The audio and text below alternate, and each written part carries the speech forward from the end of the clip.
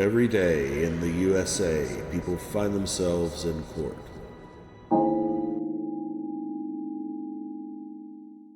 Having the opportunity to swear in and deliver the oath of office for such an amazing jurist, a true scholar of jurisprudence, a mentor of mine, a pillar in the legal community, and someone who has broken more glass ceilings, paved more roads,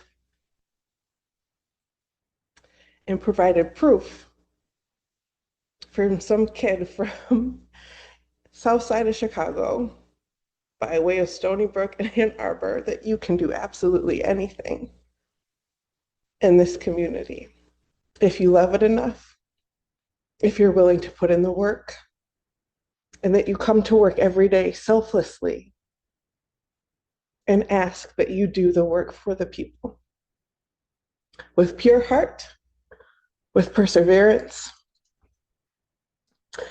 and with commitment to our Constitution in the state of Michigan and in the United States. It is my pleasure to present J. Cedric Simpson, the oath of office. Please raise your right hand to be sworn. And repeat after me. I do solemnly swear I do solemnly swear that I will support the Constitution of the United States that I will support the Constitution of the United States and the Constitution of this state, and the Constitution of this state, and that I will faithfully discharge the duties of the office of District Court Judge and that I will faithfully discharge the office and the duties of the office of District Court Judge accordingly to the best of my ability. according to the best of my ability. That's all we have. So help me God. Congratulations on this Thank you. term. All right, if you come forward to your bench that I'm borrowing, and a very nice chair, and we'll have you, I believe this is the one that you need to sign.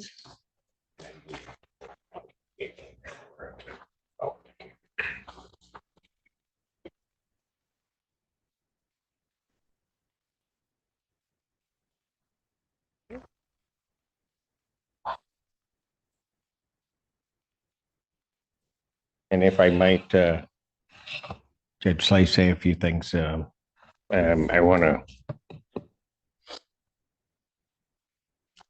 thank you for your kind words to me. I don't know that I'm fully deserving of them, but they are heard and certainly appreciated.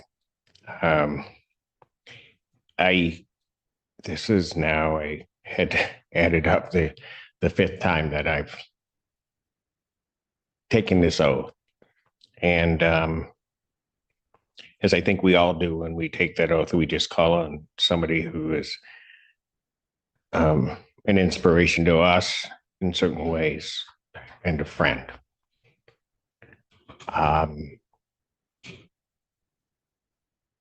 When I asked, I didn't know what you would say, whether you'd come and do that. You told me you would be here, and it's been that way throughout my entire existence, knowing you. You're always there when called. This is special to me. I remember our conversation in the parking lot about you running for judge. I don't know if you recall that.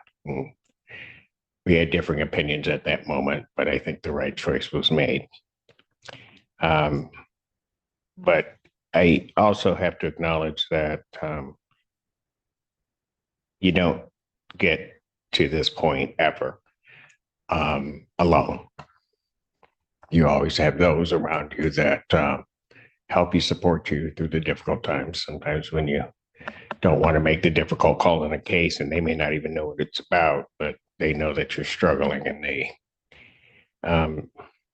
just stand by you and just are there.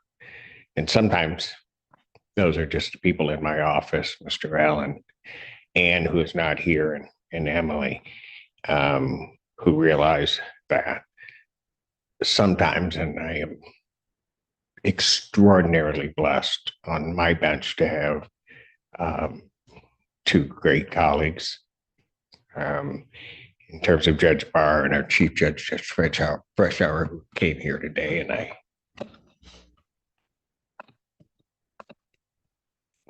thank you for coming today. But the people that are really around you at those moments are your family. And my mom and dad aren't present, but I know and I hope that each and every day that they're proud of their son, for at least what he's tried to do. My older sister's not here. I know she'll watch on YouTube. She'll then say she didn't get the invitation. We'll argue about it. And I'll tell her that it was there. And then it turned into everything. And with Karen, my older sister, she's right. But she's always been there in her quiet way since the death of my mom as the matriarch of our family.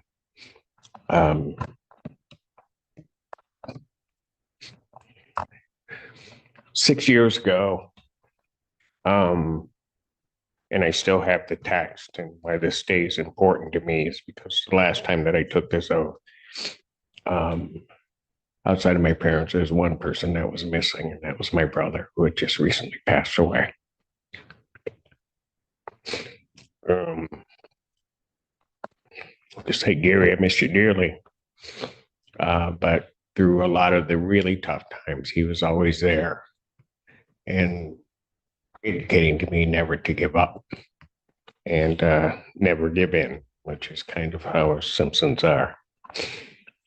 My son, who is also a great part of that, but he's at school right now where he should be. He's probably not in class. I don't know who he's hanging out. No, I'm kidding. I hope he's in class, but I'm sure he will see this and will, in his quiet way, say probably absolutely nothing. But I know in his eyes that he's proud of his dad, and that's all that matters. But here today are two people, my rock, as I just call her, my daughter Lauren, who is just steady as can be, who always has a great, wonderful thing to say to me all the time and just tell me that she loves me. And that's what's important. Then the person that I'm grateful to, I just try not to refer to her by name because I just call her the other lawyer in the family.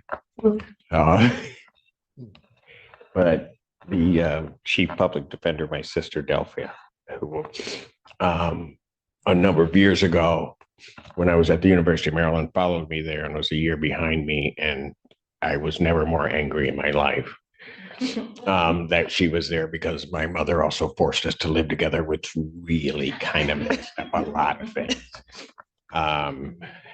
But as with my mother, she was always right. It certainly brought us closer. And then when she came here, I watch what she, to the extent that we discuss it, what she goes through and the decisions that she makes. And as her big brother, I can't tell you how proud I am of the woman that she's become and the example to this community that she is. But those are the people that make me who I am. And I just publicly thank them for that as I take this oath and I take it seriously.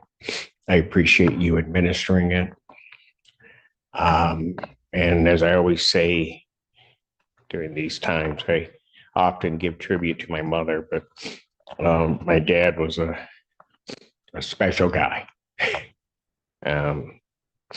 Like me, very quiet.